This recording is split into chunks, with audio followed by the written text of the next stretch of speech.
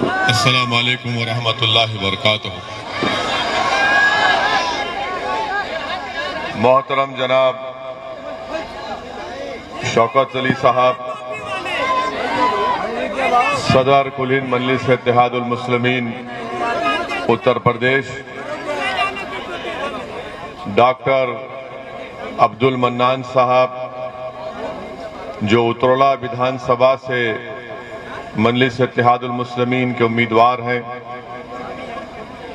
मजलिस इत्तेहादुल मुस्लिमीन के रुकने पार्लिमान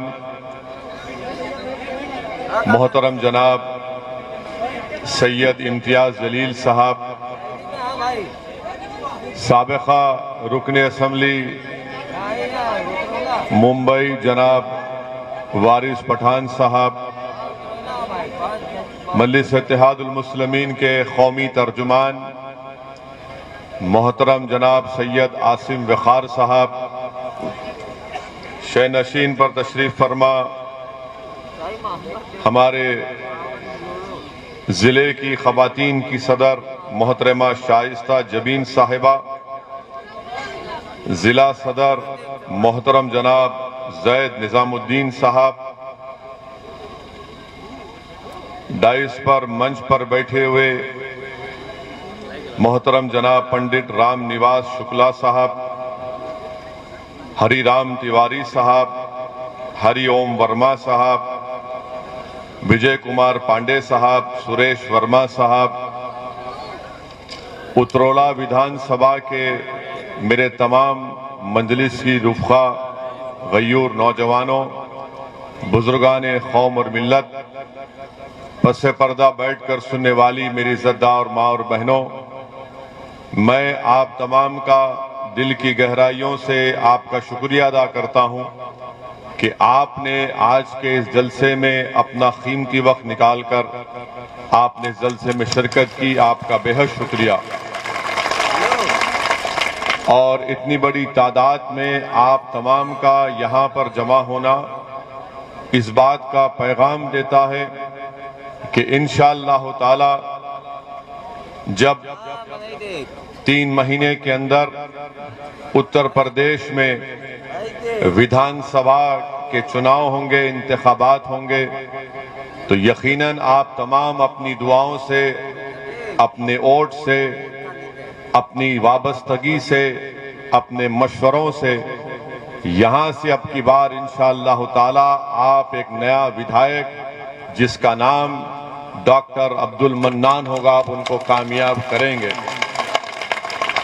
मेरे अजीज दोस्तों और बुजुर्गों, चौथी बात यह है कि आपको एक अच्छे और मुखलिस शख्स को यहां से इस असेंबली के हलके से, इस विधानसभा से बहैसियते अपना विधायक बनाकर उत्तर प्रदेश की विधानसभा में भेजना बहुत जरूरी है, क्योंकि ना सिर्फ ये उतरौला बल्कि पूरे बलरामपुर जिले के लिए आपको एक काबिल, बेबाक और निडर विधायक की जरूरत है जो उत्तर प्रदेश की विधानसभा को सिर्फ कामयाब होकर जाकर ना बैठे, बल्कि वो कामयाब होकर उत्तर प्रदेश की विधानसभा में जब उतरौला की जनता उसको भिजाएगी तो वो उतरौला विधानसभा के जो तकालीफ हैं, जो मसाइल हैं, उसका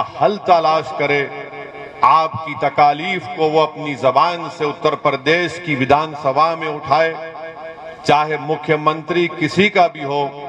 उतरौला की जनता को ऐसे एमएलए और विधायक की रुकने असेंबली की जरूरत है जो इस विधानसभा को, जो यहाँ पर तरक्याती काम ठप होकर रह गए, उन काम को हल करवा सके। और मुझे ये कहने में कोई शर्मिंदगी नहीं है कि इस विधानसभा में उतरौला के असेंबली हलके में सबसे बड़ा मसला रोड का मसला है। यहाँ पर रोड है ही नहीं, और मैं तो चाहूंगा कि नरेंद्र मोदी और उत्तर प्रदेश के मुख्यमंत्री गाड़ी में सफर करें, लखनऊ से यहाँ तक आए और अगर उनकी कमर में और सर में दर्द ना हो तो हम भी कहेंगे कि रोड है यहां पर। उतरौला में, बलरामपुर में कहीं पर भी रोड नाम की चीज नहीं है। रोड की सख्त जरूरत है। मैं आपसे वादा कर रहा हूं कि आप डॉक्टर अब्दुल मन्नान को कामयाब करिए। इंशाअल्लाह ताला हम इस अहम मसले को हल करेंगे। दूसरा, मैं उतरौला विधानसभा के उन किसानों से वादा कर रहा हूं जो गन्ने को उगाते हैं और बजाज चीनी मिल से उनको उनकी कीमत नहीं मिलती। आप डॉक्टर अब्दुल मन्नान को कामयाब करिए। 48 घंटे के अंदर ये विधायक उस चीनी मिल के सामने बैठकर उनका इलाज करवा के आपको अपनी कीमत दिलवाएगा। आप डॉक्टर अब्दुल मन्नान को यहां से अपना एमएलए विधायक बनाइए तो जो पॉलिटेक्निक और आईटीआई कॉलेज की बिल्डिंग का काम बरसों से चल रहा है, और अगर यहां से आप डॉक्टर अब्दुल मन्नान को कामयाब नहीं करेंगे तो वो बिल्डिंग का काम सुबह क़यामत तक चलता रहेगा और मुकम्मल नहीं होगा। आप मंदलिस को कामयाब करिए। वो पॉलिटेक्निक और आईटीआई की बिल्डिंग का काम इंशाअल्लाह ताला डॉक्टर अब्दुल मन्नान आपके दुआओं से और आपकी ताईद और ताकत की बिना पर उसको मुकम्मल करवाएंगे। मैं आपसे इस बात का भी वादा कर रहा हूं कि बलरामपुर बल्कि उतरौला से यहां पर ट्रेन अज़ां हो रही है, 1-2 मिनट रुक के अज़ां हो रही है।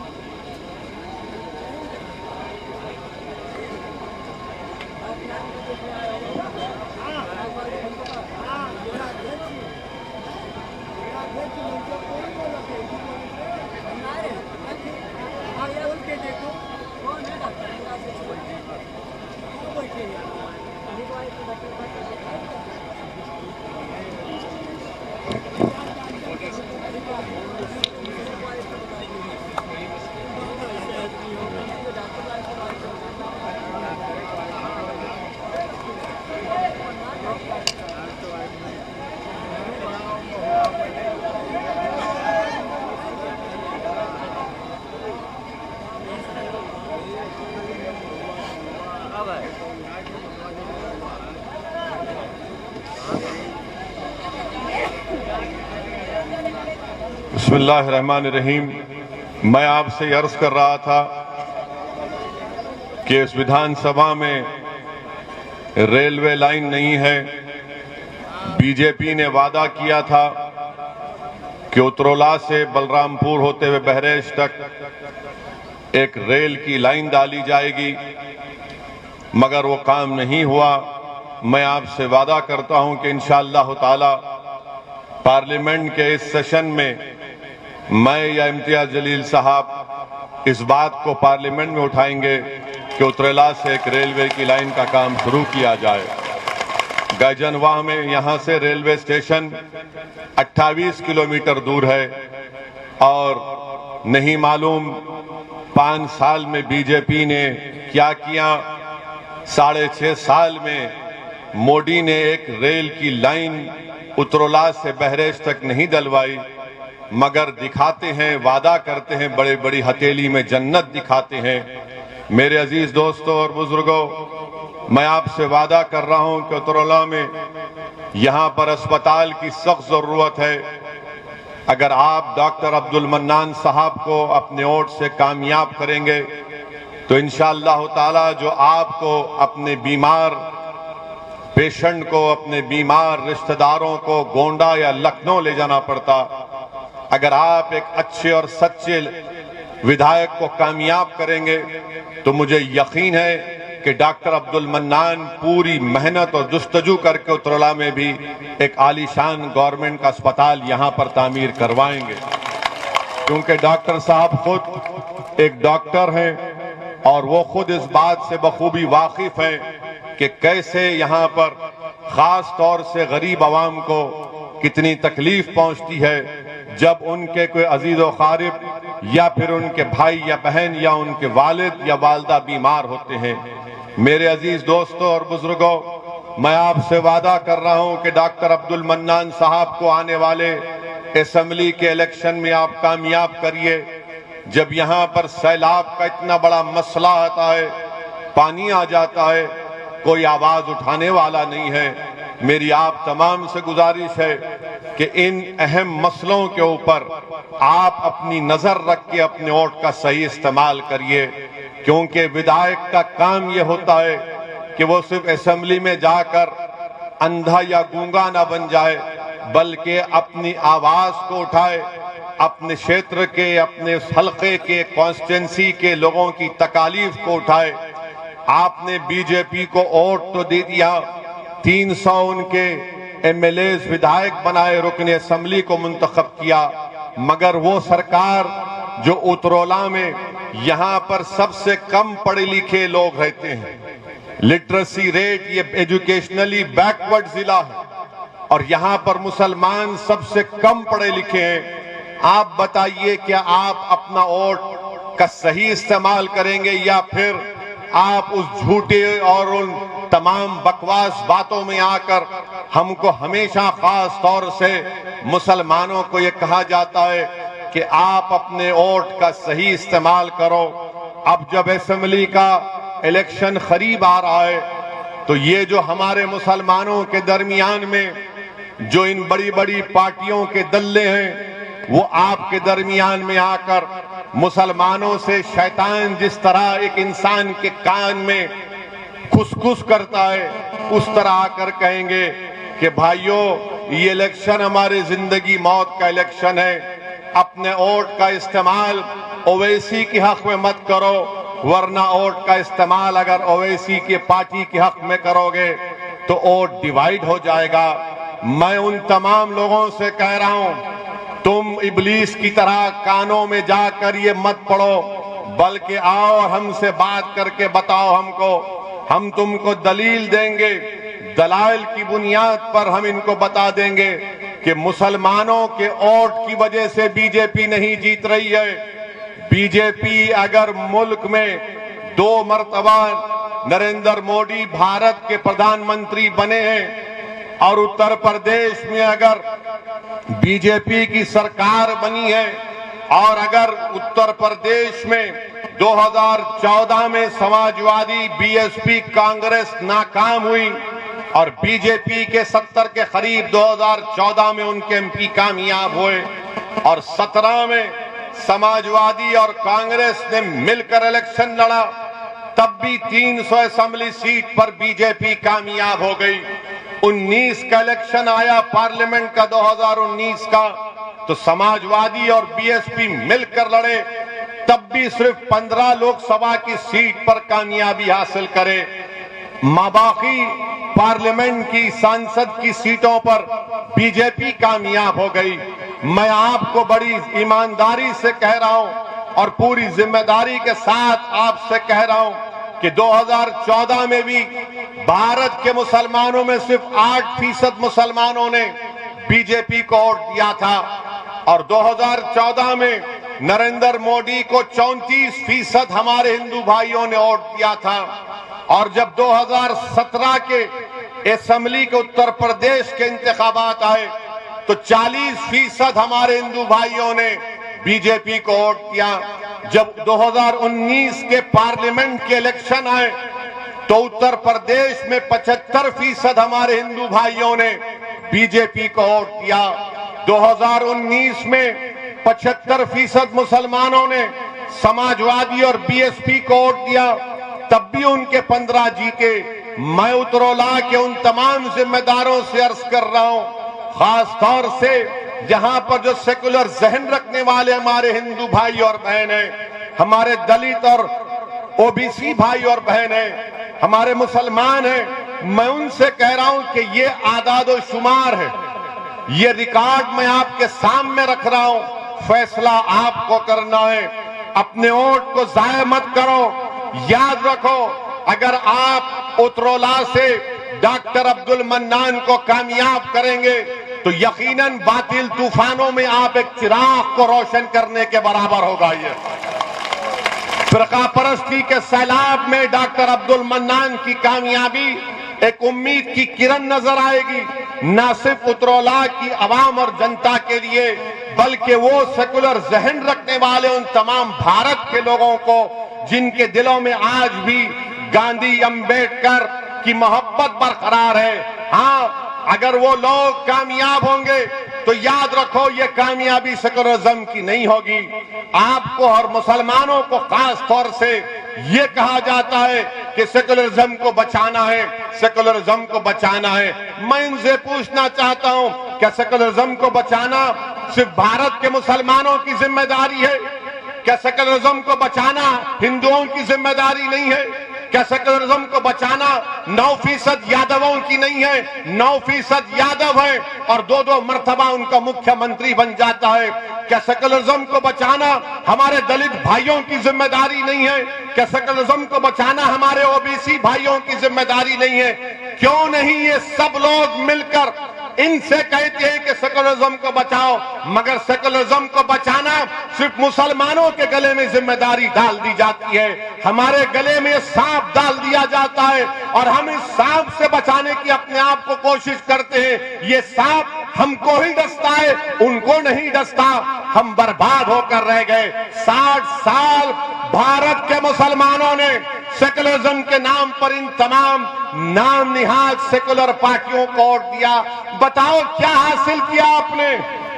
बताओ मुसलमानों, बताओ आपने क्या हासिल किया?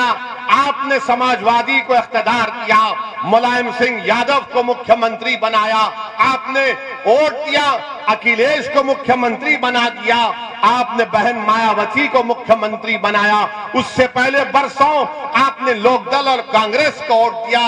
अरे बताओ, क्या तुम्हारे पास कोई तरक्की हुई? क्या तुमने कुछ हासिल किया?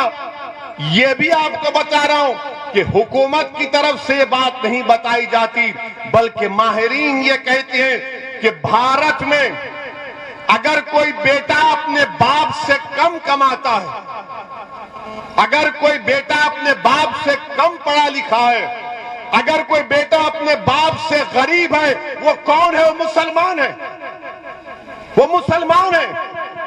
और मैं सच्चाई के साथ आपसे कह रहा हूं, अपने घर में अपने बेटे को देखो, कहां है तुम और कहां है तुम्हारा बेटा? तुम अपनी जवानी में अगर आज कोई 60 साल का है तो अपने दिल पर हाथ रखकर पूछो कि अगर तुम्हारा बेटा 25 साल का है तो तुम 25 साल में क्या कमाते थे? उससे कम तुम्हारा बेटा आज कमा रहा है। इसको इंटरजेनरेशन मोबिलिटी कहते हैं। ये मुसलमानों में सबसे कम है।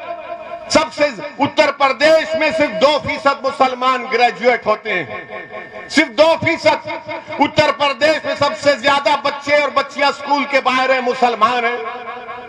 कौन इसका जिम्मेदार है? ओवैसी जिम्मेदार है। कौन जिम्मेदार है इसका? इसका जिम्मेदार आप हैं, क्योंकि आपको धोखा दिया गया। आपको हर चुनाव में आकर कहा गया कि जिंदगी और मौत की बात है, सेकुलरिज्म का मामला है, मुसलमानों एक होकर कभी समाजवादी को दे दो, कभी बीएसपी को दे दो। मुसलमानों, इस चुनाव में तुमको एक होना है अपने लिए, अपने मुस्तकबिल के लिए, अपने नौजवानों के मुस्तकबिल के लिए। आपने हमेशा वोट दिया इन पार्टियों को, मगर क्या तुमने कभी वोट दिया अपने आप को? क्या तुमने वोट दिया अपनी तरक्की के लिए, अपने बच्चों के स्कूल के लिए, उत्तरोला में एक रेलवे की लाइन के लिए, उत्तरोला में स्कूल और पॉलिटेक्निक के लिए, उत्तरोला में चीनी के मिल में कीमतों को दिलाने के लिए? यही बात मैं आपसे अर्ज करने आया हूं कि आपको अपने वोट का सही इस्तेमाल करना है। डरने और घबराने की जरूरत नहीं है। अपने वोट से अपनी पार्टी के उम्मीदवार को कामयाब करिए। कोई समाजवादी का, बीएसपी का, कांग्रेस का कोई आकर कहेगा कि अगर डॉक्टर मन्नान कामयाब होगा तो क्या कर लेगा वो। कोई पूछेगा आपसे कि अगर मंजलिस के 10-15 एमएलए इंशाअल्लाह उत्तर प्रदेश में कामयाब हो गए तो क्या करेंगे। मैं उनको कह रहा हूं, आपसे मुखातिब हूं, अगर आपके दिल में ये वसवसा है, अगर आपके दिल में सवाल है तो इसका जवाब यही है कि पूरे भारत की पार्लियामेंट में 540 के करीब पार्लियामेंट के सांसद के मेंबर हैं। उन 540 में मंजलिस के सिर्फ 2 हैं और अल्लाह का इतना बड़ा करम है सदका नबी करीम सल्लल्लाहु अलैहि वसल्लम का कि जब ये 2 दीवाने खड़े हो जाते हैं पार्लियामेंट को हिला के रख देते हैं। आपको इस तरह की जरूरत है, आपको इस तरह के विधायक और एमपी की जरूरत है। आपको कोई कव्वाली पार्टी में कोई हारमोनियम बजाने वाले की जरूरत नहीं है आपको। अगर ये पार्टी के जीत भी जाते तो क्या करते। आपने देखा कभी कव्वाली को? एक थाली मारने वाला होता है, एक तबलची होता है, हारमोनियम बजाता है, एक राग खींचता है। एक रब अब आगे इलेक्शन आ गया तो पूरी कव्वाली पार्टी आ गई मंजलिस के खिलाफ। एक हारमोनियम बजा रहा है, एक राग बजा रहा है, एक तबलची है। अरे तुम जो काम कर रहे हो, मैं मंजलिस के मुखालिफिन से कह रहा हूं, अरे तुम तो उस तवाइफ से भी बदतर हो। कम से कम वो अपना पेट काटने के लिए करती है, तुम तो कौम का मुस्तकबिल बर्बाद कर रहे हो। तुम तो कौम का मुस्तकबिल बर्बाद कर रहे हो। बताओ आपने क्या हासिल किया। आपके पास में ये आदादो शुमार, ये फैक्ट्स एंड फिगर्स दे रहा हूं, कुछ जवाब नहीं दे सकते हमारे दलाइल का। सिर्फ यही कहते हैं कि ओवैसी जज्बाती तकरीर करता है। हां, जिंदा हूं तो जिंदगी का सबूत देना पड़ेगा।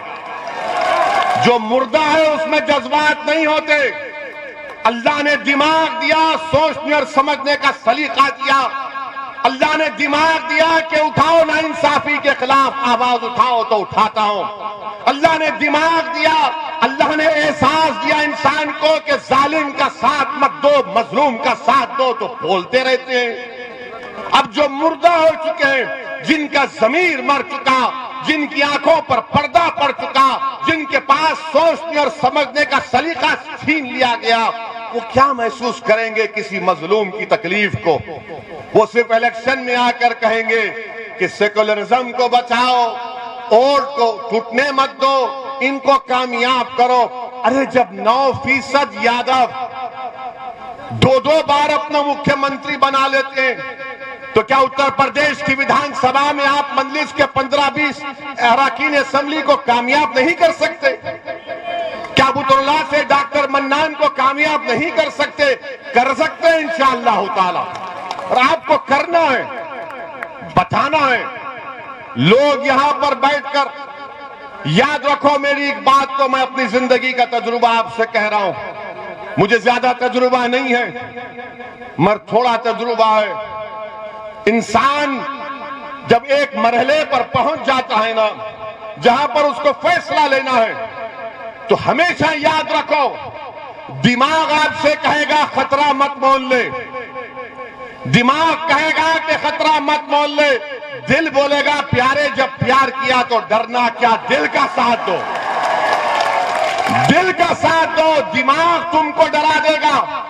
तुम दिमाग से पूछोगे अल्लाह कहाँ है, तो दिमाग से सवाल, दिमाग बोलेगा कहाँ है अल्लाह, दिल बोलेगा अरे प्यारे जमीन और आसमान का खालिक तो वही है। जो बगैर देखे जिस पर ईमान लाना, वो दिमाग का काम नहीं, वो दिल और दिमाग का काम है। तो सिर्फ दिमाग के गुलाम मत बन जाओ, दोनों को इस्तेमाल करो।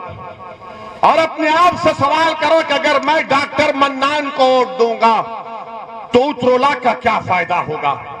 मैं डॉक्टर मन्नान को वोट दूंगा तो उत्तरोला के भाईचारगी का मजबूत होगी। अगर मैं डॉक्टर मन्नान को वोट दूंगा तो यहां पर रोडें बनेंगी। अगर मैं डॉक्टर मन्नान को वोट दूंगा यहां पर अस्पताल बनेगा। अगर डॉक्टर मन्नान को वोट दूंगा तो पीने के पानी का मसला हल होगा। अगर मैं डॉक्टर मन्नान को वोट दूंगा तो क्या मेरा विधायक लखनऊ जब जाएगा तो क्या खाली अपनी गाड़ी में टाई टाई लगाकर खामोश हो जाएगा, या फिर असेंबली में जाकर लखनऊ की विधानसभा में आपकी आवाज बनेगा, लखनऊ की हुकूमत के सामने आपके मसाइल को बयान करेगा? ये फैसला आपसे लेने की मैं गुजारिश कर रहा हूं। इन बात पर आप गौर करो। डरने और घबराने की कोई जरूरत नहीं है। याद रखो मेरे अजीज दोस्तों और बुजुर्गों, फिरौन को भी बड़ा गुरूर था, फिरौन को बड़ा गुरूर था कि मेरा इख्तिदार खत्म नहीं होगा। अब ये मुख्यमंत्री और नरेंद्र मोदी को भी बड़ा गुरूर है कि हम इख्तिदार पर रहेंगे आइंदा 20 साल। इंदिरा गांधी को भी यही ख्याल था कि मुझे कोई नहीं हरा सकता, मगर सियासी तारीख गवाह है कि जिस किसी ने यह समझ लिया कि इख्तिदार पर हमेशा रहेंगे, कुदरत ने उनको इख्तिदार से बेदखल किया। इंशाअल्लाह ताला वो दिन दूर नहीं है जब उत्तर प्रदेश में योगी और बीजेपी की सरकार नहीं बनेगी इंशाअल्लाह ताला। मगर मेरे अजीज दोस्तों और बुजुर्गों, मेरे गयूर नौजवानों, आपको अपने उतरौला से अपने एक बेहतरीन विधायक को कामयाब करके लखनऊ को भिजाना है। उतरौला की तरक्की के लिए आपको यहां पर उनको कामयाब और कामरान करना है। अब कोई ये हमारे मीडिया के लोग ये पूछेंगे कि ओवैसी साहब आपने बहुत बोल दिया, बीजेपी को ज्यादा नहीं बोलते आप। यानी हमारी तकरीर के अल्फाज और जुमलों को ये सेकुलर, कम्युनल, लिबरल ये लोग इसको तोलते हैं। कितना बोले? 40% बाबा को बोले तो क्या 50% अखिलेश को क्यों बोल दिए? ये तोलते हैं। और जब मोदी के सभा में जाते हैं तो ऐसा बैठते हैं, हाँ पप्पा जी बोल रहे हैं। समाजवादी के सभा में जाते हैं तो भाई नेता बोल रहा है, भैया जी बोल रहे हैं। और हम जब बोलते हैं तो कितना बोले तोलते हैं। हम क्या कोई टमाटर बेच रहे हैं यहां पर? हम आवाम के मसाइल को बयान कर रहे हैं, उतरौला के जनता की तकलीफ को बयान कर रहे हैं। हम तो मुस्तकबिल में आपके मसाइल का हल, उसका तरीका आपको बता रहे हैं। हम तो आपसे एक पैगाम दे रहे हैं कि कैसे आपको उत्तर प्रदेश में अपनी सियासी लीडरशिप को बनाना है। जब 9% यादव अपनी लीडरशिप को बना दिए, मुलायम सिंह यादव और उनके बेटे को अपना नेता बना दिया। दलित में हमारे जाटव भाई और बहनों ने बहन मायावती को अपना नेता बना दिया। कुर्मियों ने अपनी लीडरशिप वो अब अनुप्रिया पाटिल को बना दिया। आगरा के बाघेलों ने अपना नेता बाघेल साहब को बना दिया। ठाकुरों ने बाबा को अपना लिया। सबने अब ब्राह्मणों की एक पॉलिसी है। आप बताइए, अगर इसमें अगर कहीं पर कोई नजर नहीं आता तो मुसलमान है। बताओ आपका नेता कौन है? बताओ तुम्हारा नेता कौन है? मेरा नाम मत लो, अपने दिल से सवाल करो। मैं आपसे पूछ रहा हूं, बताओ मुसलमानों का उत्तर प्रदेश में नेता कौन है? कौन है तुम्हारा नेता जो तुम्हारी विधानसभा में तुम्हारी आवाज को उठाएगा? कौन है मुसलमानों का नेता उत्तर प्रदेश में? बताइए आप। क्या आप इसी तरह नहीं है बोलेंगे या बनाएंगे? क्या उतरौला में बनाएंगे या पूरे यूपी में बनाएंगे? आपको पूरे यूपी में बनाना है, इसमें कोई गलती नहीं होगी। इससे भारत की जमहूरियत मजबूत होगी, उत्तर प्रदेश की जमहूरियत मजबूत होगी। कैसे होगी? जब तमाम समाज ने अपना नेता बना लिया, अपनी लीडरशिप बना ली। और हम नहीं बना पाए। क्यों नहीं बना पाए? क्योंकि हमने हमेशा इन धोखेबाजों पर भरोसा किया जिन्होंने हमको हमेशा धोखा दिया। मेरे अजीज दोस्तों और बुजुर्गों, उत्तर प्रदेश के ये विधानसभा के चुनाव, आपको उत्तर प्रदेश के मुसलमानों से मेरी अपील है कि अपनी सियासी लीडरशिप को बनाइए। डरने और घबराने की जरूरत नहीं है। अभी आपने सुना इम्तियाज जलील ने क्या कहा था। औरंगाबाद महाराष्ट्र में 22-23 साल से शिवसेना का एमपी था। जब इम्तियाज जलील इलेक्शन लड़ने आए मेरे पास, तो मैंने कहा इम्तियाज साहब दोबारा सोच लो। तो इम्तियाज साहब ने कहा नहीं साहब, मैं सोच कर आया हूं, मुझे लड़ना है पार्लियामेंट का इलेक्शन। और इम्तियाज जलील कोई खानदानी सियासतदान नहीं है। इनके वालिद जलील साहब औरंगाबाद के एक मशहूर डॉक्टर थे, अल्लाह उनकी मग़फ़िरत करे। इम्तियाज जलील 25 साल का जर्नलिस्ट था। मुझसे आकर कहा कि मुझे लड़ना है। मैंने कहा सोच कर आकर बोलो। बोले नहीं साहब, सोचना नहीं है, आप मुझे अपना फैसला सुनाइए। मैं औरंगाबाद के तमाम मजलिस के जिम्मेदार आए, मैं उनकी जिद और उनके जज्बे को देखकर उनके सामने कहा जाओ और इलेक्शन लड़ो। 23 साल के शिवसेना के एमपी को इम्तियाज जलील ने हराकर वहां से मजलिस को कामयाब किया। क्यों किया? क्योंकि एतमाद था, भरोसा था, लड़ने का जज्बा था। अब उतरोला की आवाम को भी अपने दिलों में एतमाद को बहाल करना, एतमाद को मजबूत करना है कि डॉक्टर मन्नान हमारा भाई है, हमारा बेटा है, हमारा खादिम है, हमारा गुलाम है। जो आप पुकारेंगे तो दौड़कर आपके दरमियान में आएगा। यह फैसला आपको उतरोला में करना है।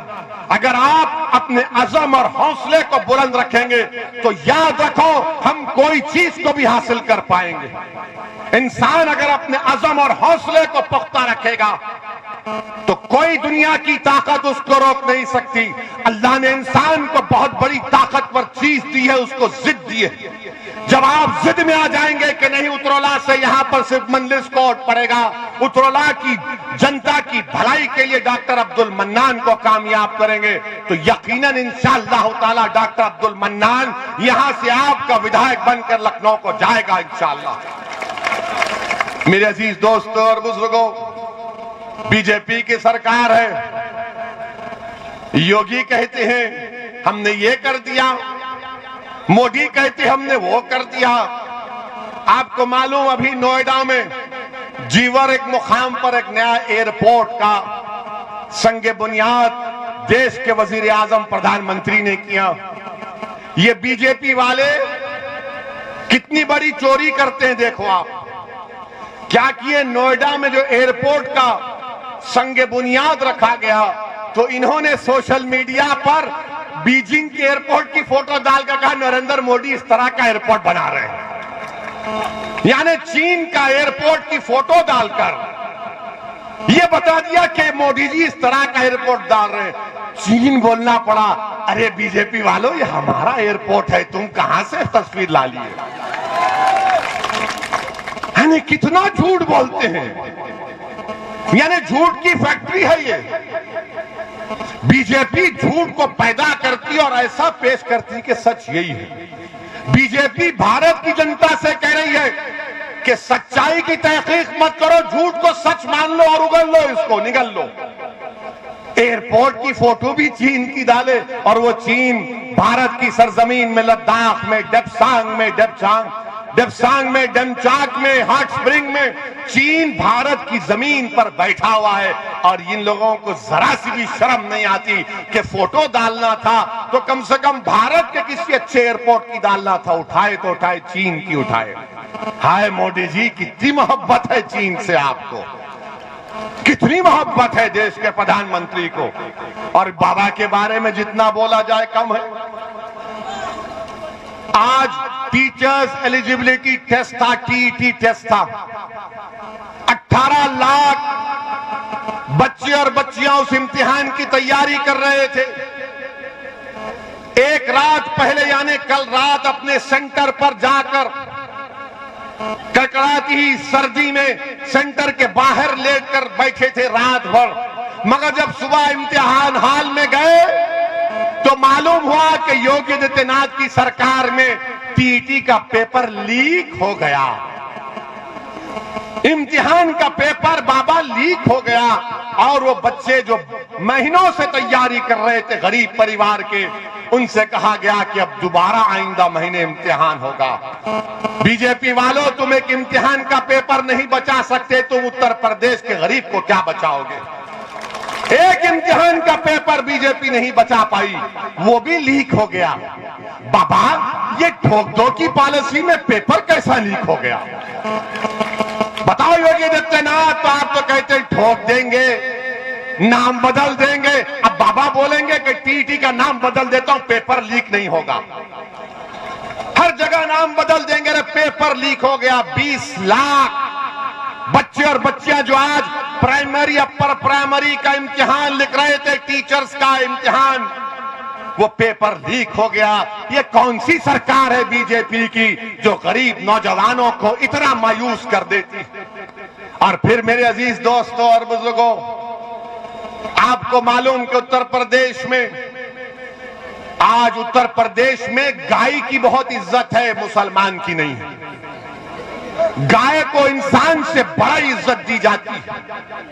ये मैं जिम्मेदारी के साथ कह रहा हूं। हमारे मंच पर हमारे पंडित राम निवास शुक्ला जी बैठे, हम उनके बाजू बैठे।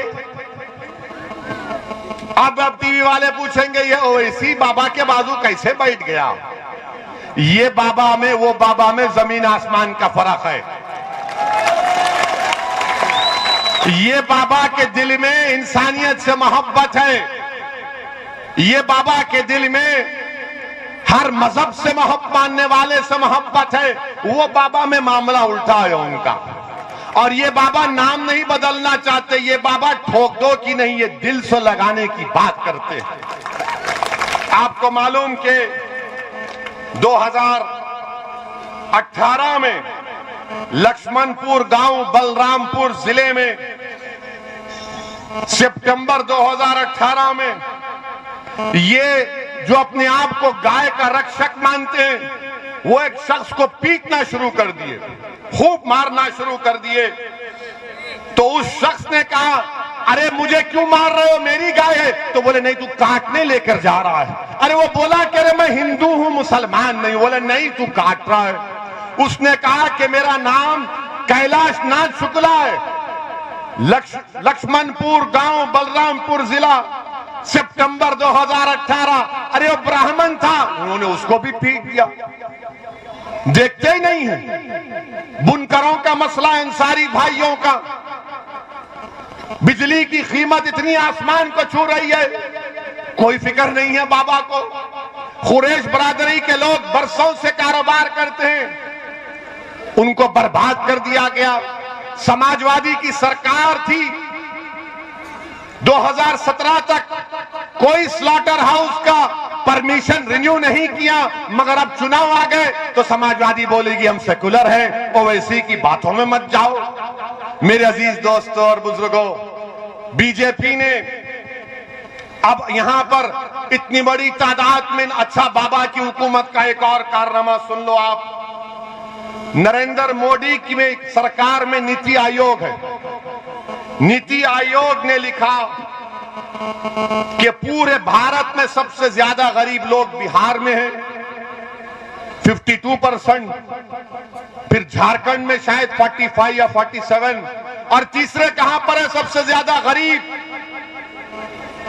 कहां है? जोर से बोलो, डरो मत।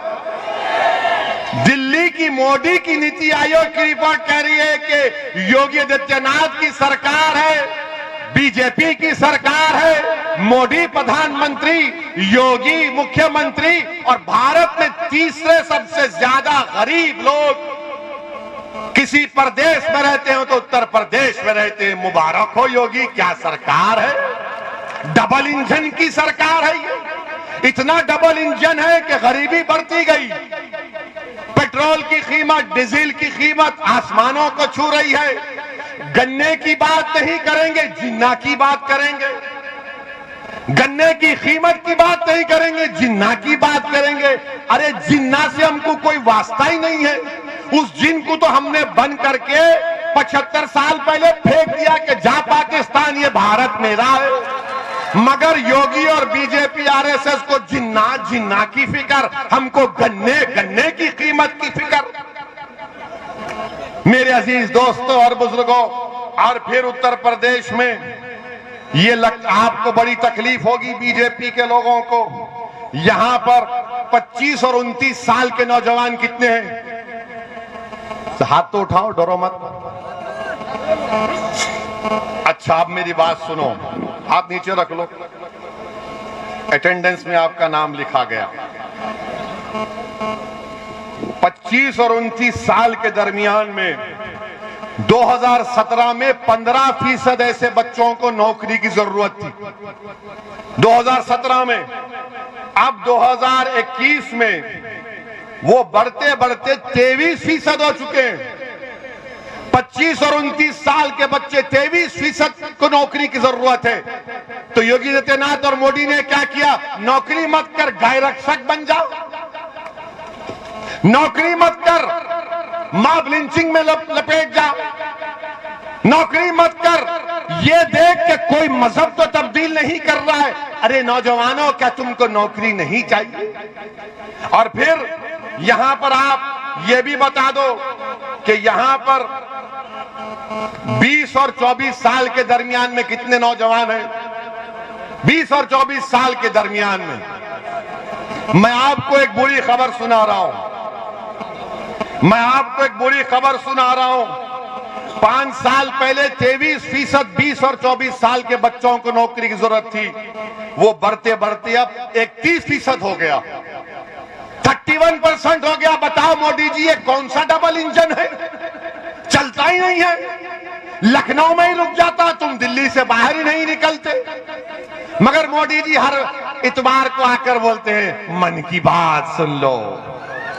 मन की बात यह है कि भारत के नौजवान के पास नौकरी नहीं है।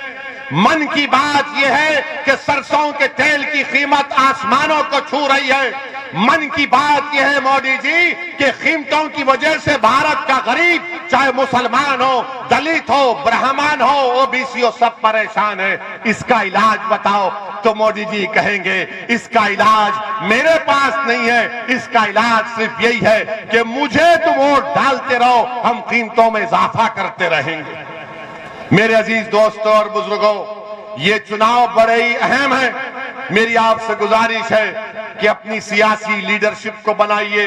डरने और घबराने की जरूरत नहीं है। मैं मजलिस के इत्तेहादुल मुस्लिमीन के जिम्मेदारान यहां पर आए हैं और इंशाअल्लाह ताला सुबह क़यामत तक आते रहेंगे।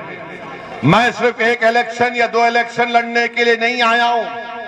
मैं आया हूं तो हर अल्लाह जब तक जिंदा रखेगा मैं आता रहूंगा। मेरी जमात को आप अपने दुआओं से मजबूत करते रहेंगे। मुझे आपके खून की जरूरत नहीं है, मुझे आपकी दुआओं की जरूरत है। मुझे तुम्हारे खून की जरूरत नहीं है, मुझे तुम्हारे दुआओं की जरूरत है। मुझे तुम्हारी दुआओं की जरूरत है। मैं यहां पर अपनी मकबूलियत, अपनी अना के लिए नहीं आया हूं, न कभी आऊंगा। मैं यहां पर मुसलमानों के लीडरशिप को बनाने आया हूं, जैसे दीगर समाज ने अपनी लीडरशिप बनाई। उत्तर प्रदेश में मुसलमानों को अपनी लीडरशिप बनाना पड़ेगा। मैं यहां पर इसलिए आया हूं कि भारत में मुसलमानों के लिए एक और अहम मसला है CAA का। CAA का कानून मुसलमानों के लिए जिंदगी और मौत का कानून है। ये याद रखो मेरी इस बात को। योगी आदित्यनाथ हमको धमकी दे रहे हैं कि एक शख्स आ रहा है और माहौल को बिगाड़ रहा है। योगी आदित्यनाथ, उत्तर प्रदेश में कितना अच्छा माहौल हमने देख लिया। आज टीटी का इम्तिहान में पेपर लीक हो गया, मगर मैं भारत के मुसलमानों से और उत्तर प्रदेश के मुसलमानों से, उत्तर प्रदेश के सेकुलर जहन रखने वाले हिंदू भाइयों से कह रहा हूं कि CAA कानून के खिलाफ हमको आवाज उठाना है। इस कानून को नरेंद्र मोदी की सरकार को वापस लेना है। जैसा किसानों के एहतजाज पर मोदी ने उन किसान कानून को वापस लिया, ये कानून भी भारत के संविधान के खिलाफ है। ये मजहब की बुनियाद पर बनाया गया। मगर जब मैं इस बात का मुतालबा करता हूं, पूरी पार्लियामेंट में एक तरफ असदुद्दीन ओवैसी भारत के मुसलमानों की आवाज बनकर उनका नुमाइंदा बनने की कोशिश करते हुए, मैं और इम्तियाज जलील ने इस कानून को बीजेपी के 300 एमपीओं के सामने कहा कि जिस तरह गांधी ने उस वक्त के अफ्रीका में सफेद फाम हुकूमत के गलत कानून को फाड़ दिया था, ओवैसी भी इस कानून को फाड़ता है, इस कानून को रिजेक्ट करते हैं। कहां थी समाजवादी, कहां थी कांग्रेस? जब हमारा कानून हमारे खिलाफ बनता है तो खाली जुमले बोलकर बैठ जाते हैं। हम नरेंद्र मोदी सरकार से इस बात का मुतालिबा करते हैं कि जिस तरह किसानों के कानून को वापस लिया गया, CAA, NRC, NPR को भी बंद होना चाहिए। अगर याद रखो मेरी इस बात को, अगर CAA, NPR, NRC होगा तो जिस तरह आसाम में 1.5 लाख मुसलमानों को अपनी शहरियत साबित करने के लिए कोर्ट को, फॉरेनर्स ट्रिब्यूनल को जाना पड़ेगा, कहीं ऐसा ना हो जाए। इसलिए मैं आपसे अपील कर रहा हूं कि इस बात पर भी गौर करिए, मुत्तहिद रहिए, अपने वोट का इस्तेमाल करिए और उत्तरला के आने वाले इंतखाबात में मजलिस की उम्मीद करिए। अस्सलाम वालेकुम व रहमतुल्लाहि व बरकातहू।